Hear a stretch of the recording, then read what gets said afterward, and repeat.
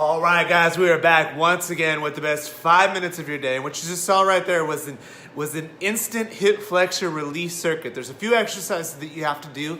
And then if you're good with that and you just can look at it and say, hey, I'm good, I can go, see you later. But if you want to stick around, I want to share with you a few of the finer points. Starting off with the first exercise. Again, when we talk about your hip flexors, we're traditionally talking about the muscles, a group of muscles that sit above your pelvis, and when they get tight and overactive, they pull your hips forward like this. There's a few muscles in there, and sometimes some of them get missed.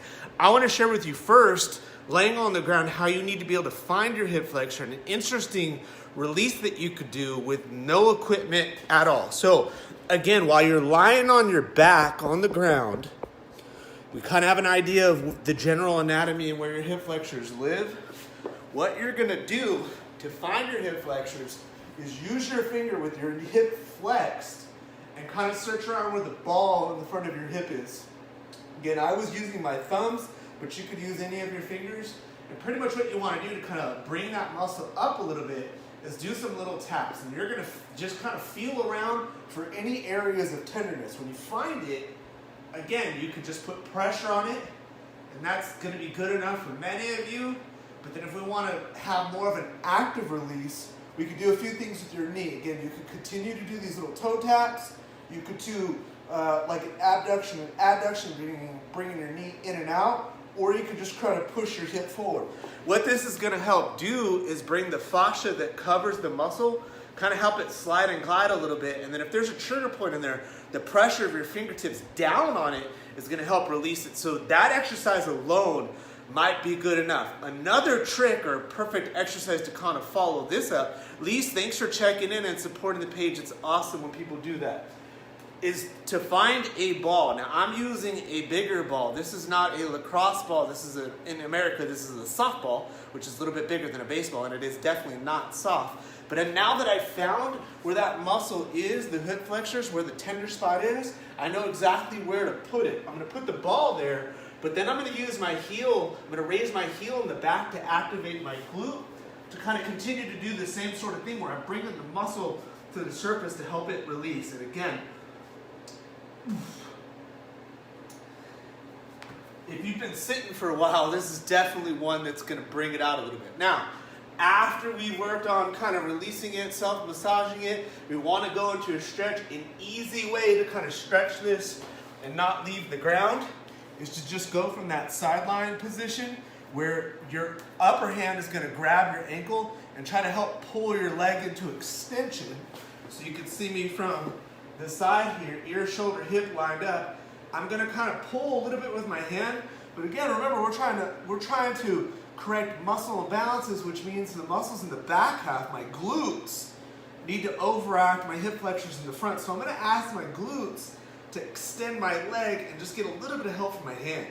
And with this one, we're going to hold that in range maybe 5 to 10 seconds, and then rest and repeat 5 to 10 times. So this is actually a good active release technique. Again, moving forward just a little bit with these tricks. If you have a stability ball, this right here is an awesome way to lengthen out your hip flexor, to lengthen out your quad from a half kneeling position.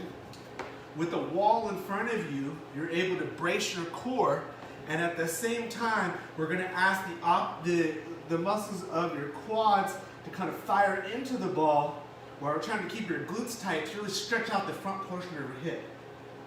And this really helps separate the thigh from the hip flexor and get an extremely good stretch. Again, you maybe hold this one 2 to 3 seconds, relax and repeat 10 to 15 times. And this will really help you loosen up.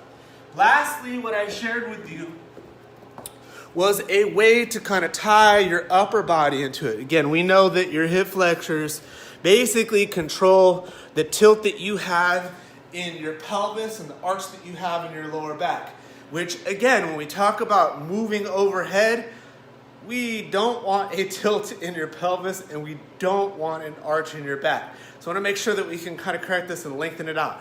A great way to kind of tie the pieces together is to get yourself a pull-up assistance band right there, put it overhead, and then take a stride position and focus in on trying to lengthen out the front portion of your hip. I'll kind of show you this from a couple views. Okay, so again, I'm grabbing it fairly high to pull my arm overhead, and you can kind of see how this is all tied in together. Back leg, the foot is staying on the ground, maybe internally rotated just a little bit, and I'm just kind of pushing forward with my hips to get a huge stretch in the front portion of my thigh and in my hip. Take a look at this again one more time from the side so you can kind of capture all of this. So one more time, it looks something like this right here. This bad, forward tilt, this good, tucked under. Again, we're getting that full lengthen effect.